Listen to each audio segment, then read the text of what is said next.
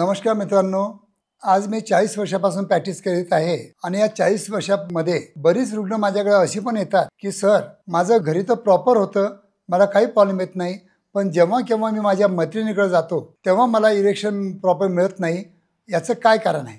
आणि याच विषयावर आज आपण थोडक्यात माहिती घ्यायचा प्रयत्न करीत आहे। मी आहे doctor Umesh, as a clinical sexologist म्हणून गेल्या 40 वर्षापासून मी तुम्हाला सायंटिफिक इन्फॉर्मेशन द्यायचा या व्हिडिओद्वारा किंवा क्लिनिकद्वारा नेहमी प्रयत्न करीत आलेलो आहे।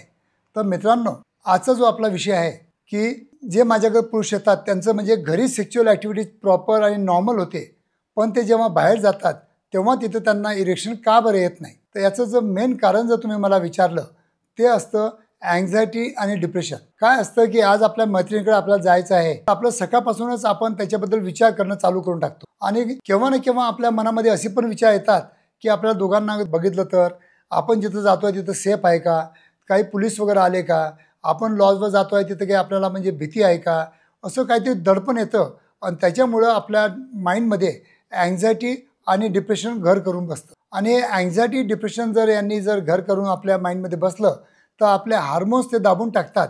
जे टेस्टोस्टेरॉन हार्मोन जे चांगले नॉर्मल राहायला पाहिजे तर कुठं कुठं त्या टेस्टोस्टेरॉन हार्मोनची लेवल ती कमी करून टाकतात आणि त्याच्यामुळं काय होतं की जेव्हा केव्हा आपण आपल्या मैत्रिणीकडे बाहेर जातो तेव्हा तिथं आपल्याला इरेक्शन मिळत नाही, कारण की तिथं आपल्याला हार्मोनल लेवल प्रॉपर नसल्यामुळं आपल्या माइंडला जे संदेश जायला पाहिजे होते किंवा स्टिम्युलेशन मिळायला पाहिजे होतं ते स्टिम्युलेशन न मिळाल्यामुळं आपल्याला हार्डनेस येत नाही किंवा आपल्याला प्रॉपर इरेक्शन येत नाही। आणि त्याच्यामुळं अशा बऱ्याच वेळा असं म्हणजे घडतं की आपल्याला घरी चांगलं प्रॉपर इरेक्शन मिळतं आणि आपल्या पार्टनरकडे किंवा लॉजमध्ये किंवा कुठं आपण बाहेर गेलो किंवा स्पामध्ये गेलो तर आपल्याला इरेक्शन मिळत नाही, कारण तिथं आपल्या मनामध्ये भीती असते। तर जेव्हा केव्हा तुम्ही जर एक्स्ट्रा मॅरिटल करत असाल तर भीती न बाळगता, काही दडपण न ठेवता, जर फ्री ॲटमॉस्फिअरमध्ये तुम्ही जर करू शकत असाल तरच करा, नाही तर तुमच्या माइंडमध्ये परफॉर्मन्स अँक्झायटी डेव्हलप होऊन घरी पण होणार नाही आणि बाहेर पण होणार नाही, अशी पण परिस्थिती तुमच्यावर येऊ शकते। तर मित्रांनो, जर तुम्ही जर